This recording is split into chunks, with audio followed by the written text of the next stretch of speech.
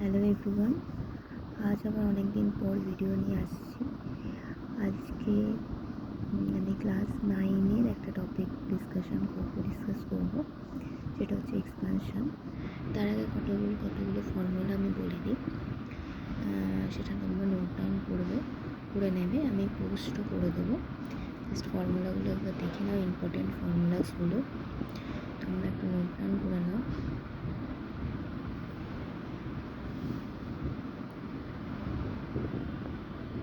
আচ্ছা, আশা করি সবাই বুঝতে পেরেছো। ফার্স্টে সবচেয়ে ইম্পর্টেন্ট ফর্মুলা হচ্ছে a প্লাস বি হোল স্কোয়ারের ফর্মুলা, সেটা হচ্ছে a square plus 2ab plus B square.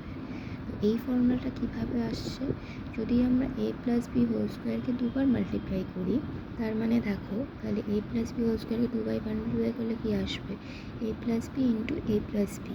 তাহলে এটাকে যদি আমি মাল্টিপ্লাই করি তাহলে আমি পাচ্ছি a square plus 2ab plus a square plus ab plus ab plus B square. তাহলে আমার আলটিমেট ফর্মুলা কী হচ্ছে, A square plus 2ab plus B square. সেমভাবে যদি আমি a minus B whole square নিই, সেটাও আমি কী করবো, a minus B into a minus B. তাহলে সেটাকে যদি মাল্টিপ্লাই করে ডিস্ট্রিবিউটিভ প্রপার্টি লাগিয়ে তাহলে কী পাবো, A square minus AB plus B square. Ultimately কী পাবো, A square minus 2ab plus B square. তাহলে এইভাবে ফর্মুলাগুলো আমরা ইভ্যালুয়েট করি।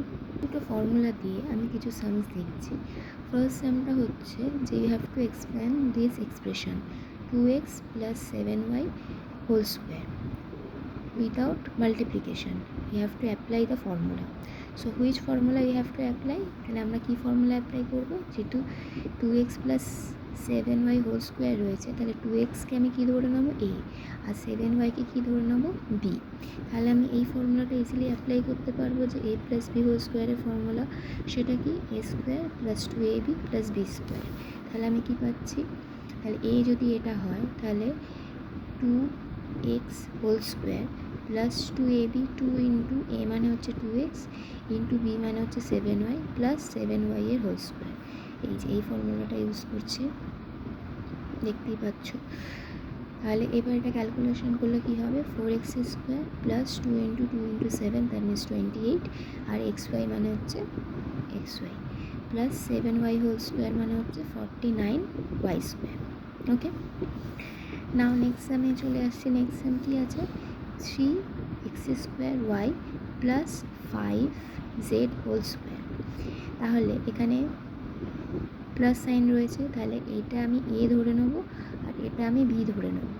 তাহলে সেম ফর্মুলা ইউজ হবে, a square plus 2ab plus B square. তাহলে এখানে আমার a হচ্ছে 3x স্কোয়ার y, তার মানে হয়ে যাচ্ছে 3x square y whole square plus 2 into b মানে হচ্ছে এটা 2 ইন্টু a মানে হচ্ছে 3x স্কোয়ার y, b মানে হচ্ছে 5z প্লাস বি স্কোয়ার মানে হচ্ছে 5z হোল স্কোয়ার।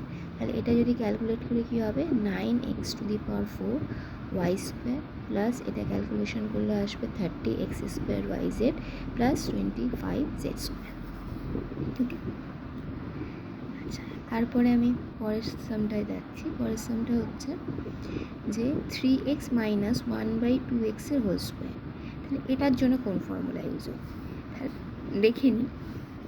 এখানে আরেকটা ফর্মুলা বলেছিলাম যে a minus B whole square যদি হয়, তার জন্য কী হবে, A square minus 2ab plus B square. তাহলে এখানে আমি দেখতে পাচ্ছি দুটো এক্সপ্রেশনের সাবস্ট্রাকশন হচ্ছে আর তার হোল স্কোয়ার রয়েছে। তাহলে আমি এই ফর্মুলাটা ইজিলি অ্যাপ্লাই করতে পারবো, মানে সেকেন্ড যে ফর্মুলাটা লিখেছি এই ফর্মুলাটা।